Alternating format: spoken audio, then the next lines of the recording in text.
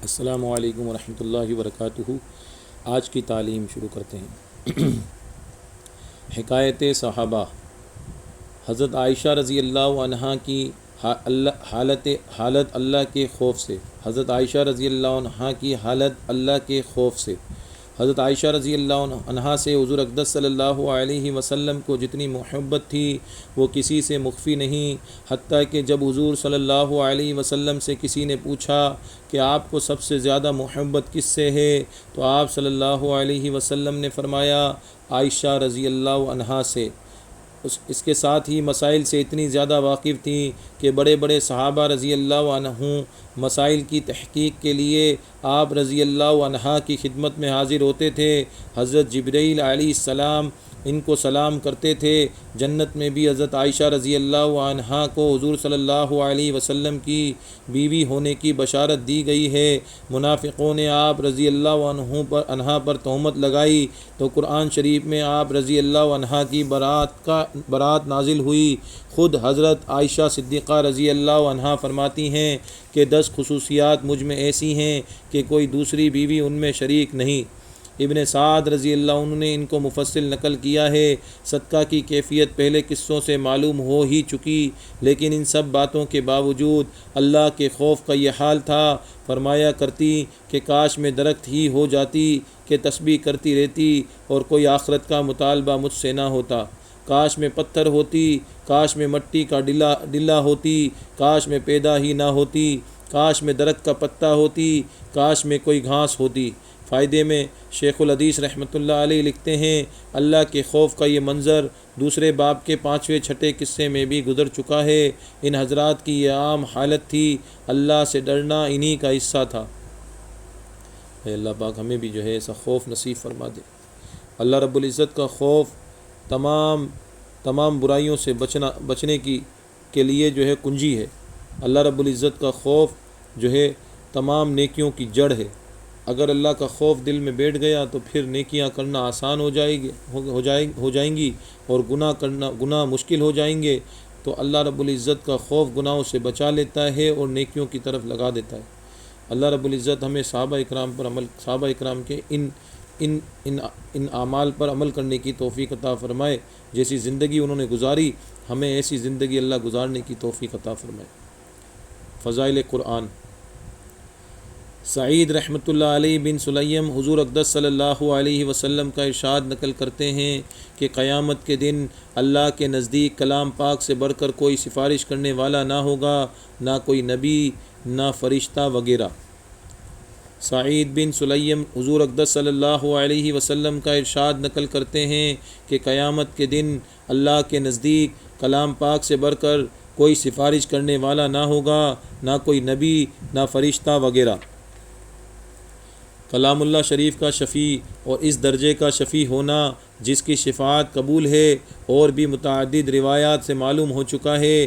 حق تعالی شانہ اپنے فضل سے میرے اور تمہارے لیے اس کو شفیع بنا دیں، نہ کہ فریق مخالف اور مدعی لعلی مصنوعہ نام کتاب میں بزار کی روایت سے نقل کیا ہے، اور وضع کا حکم بھی اس پر نہیں لگایا کہ جب آدمی مرتا ہے تو اس کے گھر کے لوگ تجہیز و تکفین میں مشغول ہوتے ہیں، اور اس کے سرہانے نہایت حسین و جمیل صورت میں ایک شخص ہوتا ہے۔ جب کفن دیا جاتا ہے تو وہ شخص کفن کے اور سینہ کے درمیان ہوتا ہے۔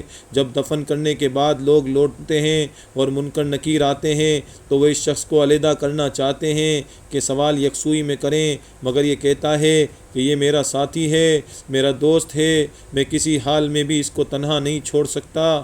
تم سوالات کے اگر مامور ہو تو اپنا کام کرو، میں اس وقت تک اس سے جدا نہیں ہو سکتا کہ جنت میں داخل کراؤں۔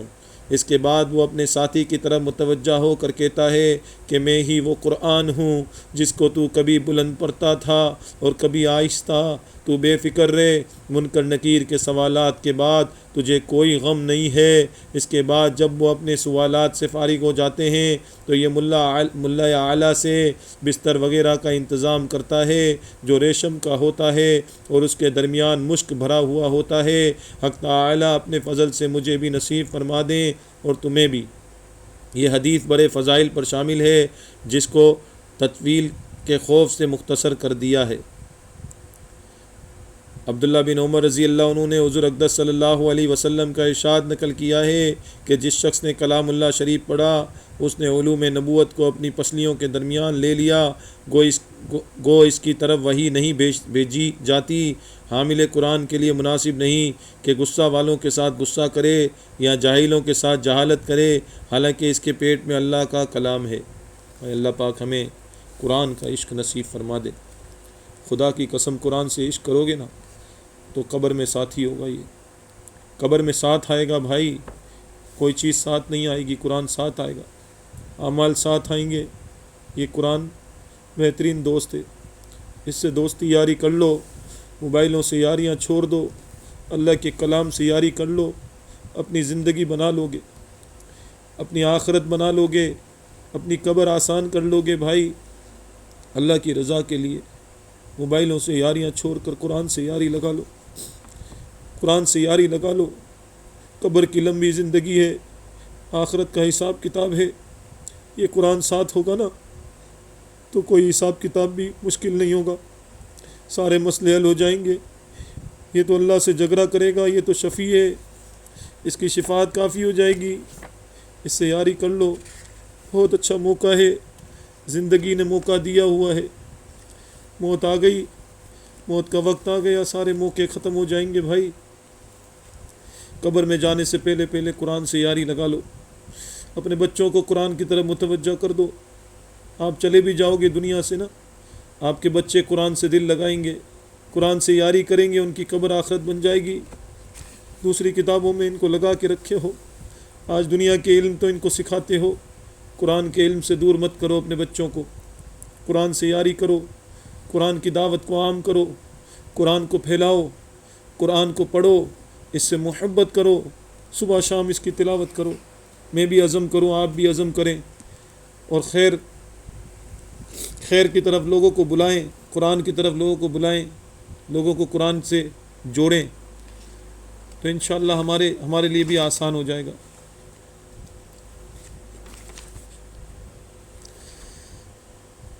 فضائل نماز۔ ایک مرتبہ حضور اقدس صلی اللہ علیہ وسلم نے نماز کا ذکر فرمایا اور یہ ارشاد فرمایا کہ جو شخص نماز کا اہتمام کرے تو نماز اس کے لیے قیامت کے دن نور ہوگی اور حساب پیش ہونے کے وقت حجت ہوگی اور نجات کا سبب ہوگی، اور جو شخص نماز کا اہتمام نہ کرے اس کے لیے قیامت کے دن نہ نور ہوگا اور نہ اس کے پاس کوئی حجت ہوگی اور نہ نجات کا کوئی ذریعہ۔ اس کا حشر فرعون، حامان اور ابی بن خلف کے ساتھ ہوگا۔ فائدے میں شیخ الحدیث رحمۃ اللہ علیہ لکھتے ہیں، فرعون کو تو ہر شخص جانتا ہے کہ کس درجہ کا کافر تھا، حتیٰ کہ خدائی کا دعویٰ کیا تھا، اور حامان اس کے وزیر کا نام ہے، اور ابی بن خلف مکہ کے مشرکین میں بڑا سخت دشمن اسلام تھا۔ ہجرت سے پہلے نبی اکرم صلی اللہ علیہ وسلم سے کہا کرتا تھا کہ میں نے ایک گھوڑا پالا ہے، اس کو بہت کچھ کھلاتا ہوں، اس پر سوار ہو کر نعوذ باللہ تم کو قتل کروں گا۔ حضور صلی اللہ علیہ وسلم نے ایک مرتبہ اس سے فرمایا تھا کہ انشاءاللہ میں ہی تجھ کو قتل کروں گا۔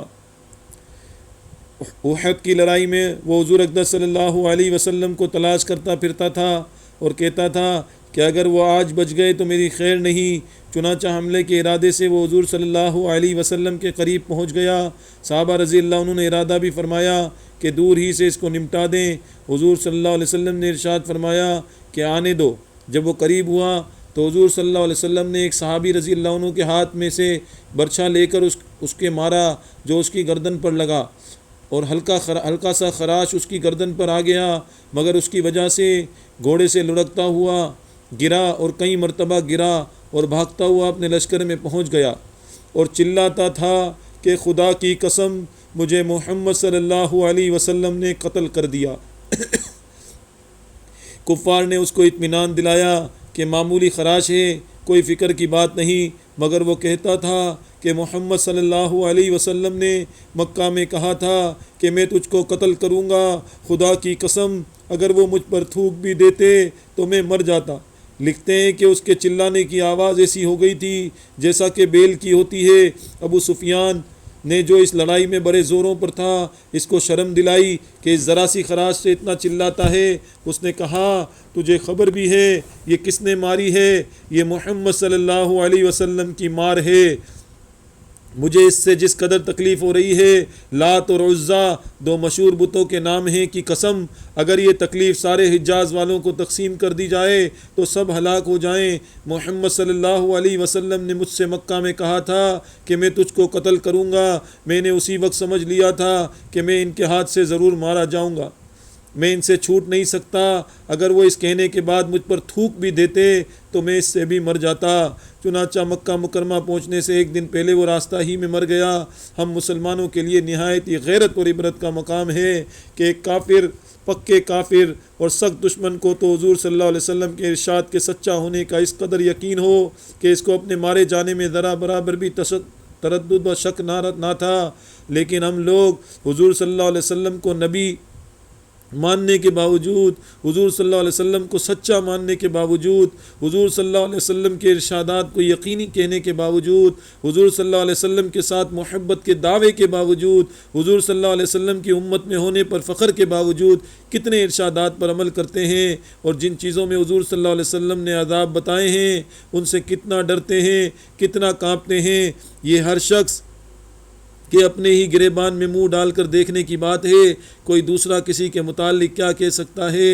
ابن حجر رحمۃ اللہ علیہ نے کتاب الزواجر میں قارون کا بھی اور فرعون وغیرہ کے ساتھ ذکر کیا ہے اور لکھا ہے کہ ان کے ساتھ اشر ہونے کی یہ وجہ ہے کہ اکثر انہی وجوہ سے نماز میں سستی ہوتی ہے جو ان لوگوں میں پائی جاتی تھیں، بس اگر اس کی وجہ مال و دولت کی کثرت ہے تو قارون کے ساتھ اشر ہوگا، اور اگر حکومت و سلطنت ہے تو فرعون کے ساتھ، اور وزارت یعنی ملازمت یا مصاحبت ہے تو حامان کے ساتھ، اور تجارت ہے تو ابی بن خلف کے ساتھ، اور جب ان لوگوں کے ساتھ کا حشر ہو گیا تو پھر جس قسم کے بھی عذاب احادیث میں وارد ہوئے ہیں، خواہ وہ حدیث متکلم فیہ ہوں، ان میں کوئی اشکال نہیں رہا کہ جہنم کے عذاب سخت سے سخت ہیں۔ البتہ یہ ضرور ہے کہ اس کو اپنے ایمان کی وجہ سے ایک نہ ایک دن ان سے خلاصی ہو جائے گی اور وہ لوگ ہمیشہ کے لیے اس میں رہیں گے، لیکن خلاصی ہونے تک کا زمانہ کیا کچھ ہنسی کھیل ہے، نہ معلوم کتنے ہزار برس ہوں گے۔ بھائی نماز کی کتنی اہمیت ہے۔ آج ہم اللہ کے نبی صلی اللہ علیہ وسلم کے ارشادات پر عمل نہیں کرتے۔ آج ہمیں جو ہے ڈاکٹر کی بات پہ تو یقین ہے، سائنسدان کی بات پہ تو یقین ہے، کوئی بیماری کے بارے میں بتا دے اور اس کی تدابیر بتا دے تو اس پہ تو عمل کرتے ہیں۔ اللہ کے نبی نے جو بیماریاں بتائی ہیں، جو گناہ بتائے ہیں، ان گناہوں کی وجہ سے جو وبال آئے گا اس وبال پر یقین نہیں آتا۔ آج لوگ اللہ کے نبی صلی اللہ علیہ وسلم کی باتوں کو اپنانے کی بجائے دشمنوں اور غیروں کی باتوں کو اپناتے ہیں۔ بھائی اللہ کی نبی کی بات پر یقین رکھنا یہ ایمان کا حصہ ہے۔ اگر کسی کے دل سے اللہ کے نبی کی بات کا یقین نکل گیا تو ایمان سے بھی خارج ہو جائے گا۔ اللہ رب العزت ہماری حفاظت فرمائے اور اللہ ہمیں آقا علیہ الصلوۃ والسلام کی باتوں پر یقین نصیب فرمائے۔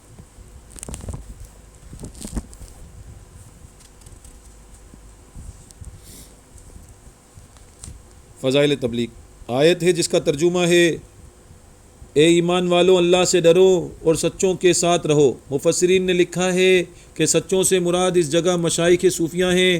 جب کوئی شخص ان کے چوکھٹ کے خدام میں داخل ہو جاتا ہے تو ان کی تربیت اور قوت ولایت کی بدولت بڑے بڑے مراتب تک ترقی کر جاتا ہے۔ شیخ اکبر رحمۃ اللہ علیہ تحریر فرماتے ہیں کہ اگر تیرے کام دوسرے کی مرضی کے تابع نہیں ہوتے تو کبھی بھی اپنے نفس کی خواہشات سے انتقال نہیں کر سکتا۔